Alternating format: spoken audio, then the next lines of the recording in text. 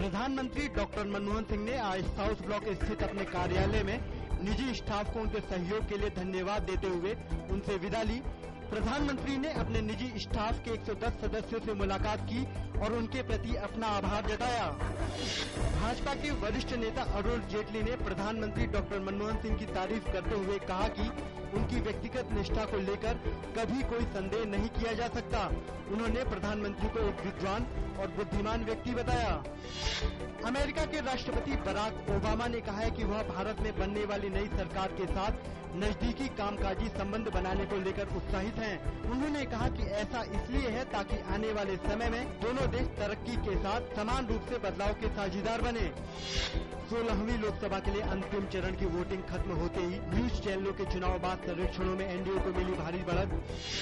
चुनाव बाद सभी सर्वेक्षणों के आए नतीजों पर प्रतिक्रिया देते हुए भाजपा नेता शहनवाज हुसैन ने कहा कि देश के लोगों ने नरेंद्र मोदी और भाजपा पर यकीन किया है और बीजेपी उनके नेतृत्व में अच्छे वोटों से जीत हासिल करेगी। कांग्रेस नेता मीम अफजल ने कहा कि दिल्ली की तरह सबसे बड़ी पार्टी होने के बावजूद भाजपा केंद्र में सरकार नहीं बना पाएगी। उन्होंने कहा कि दिल्ली चुनाव के वक्त भी सर्वेक्षणों में भाजपा को बढ़त दिखाई गई थी, लेकिन भाजपा वहां सरकार नहीं बना पाई थी। एनसीपी नेता तारिक अनवर ने कहा कि चुनावी सर्वेक्षण हमारे लिए चिंता का विषय है। उन्होंने कहा कि हमें लोगों के निर्णय का सम्मान करना चाहिए। सीपीआई नेता डी राजा ने कहा कि हमें चुनावी सर्वेक्षणों पर ध्यान देने के बजाय आखिरी नतीजों का इंतजार करना चाहिए। उन्होंने कहा कि चुनाव के बाद किए गए सभी सर्वेक्षणों में भारी अंतर नजर आ रहा है। मार्क्सवादी कम्युनिस्ट पार्टी ने एग्जिट पोल को सिरे से खारिज किया है। पार्टी ने दावा किया है कि बढ़ा हुआ मतदान जनता की उम्मीदों को राहत दिलाने वाला साबित होगा। पार्टी का मानना है कि इस बार जनता कांग्रेस और भाजपा से अलग आर्थिक नीतियों के आधार पर तीसरी ताकत को मौका देगी। 16वें आम चुनाव की घोषणा के बाद 2 महीने के दौरान चुनाव आयोग ने देश भर से लगभग 313 करोड़ रुपए नकद जब्त किए। देश में नकद रुपए और शराब पकड़े जाने के मामले में आंध्र प्रदेश सबसे ऊपर रहा।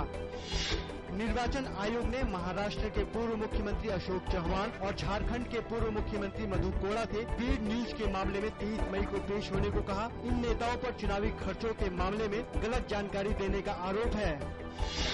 बम्बई शेयर बाजार का सूचकांक आज के कारोबार में 320 अंक बढ़कर 23,871 अंक पर बंद हुआ, जबकि निफ्टी 94.50 अंक बढ़कर 7,109 अंक की नई ऊंचाई पर पहुंचा।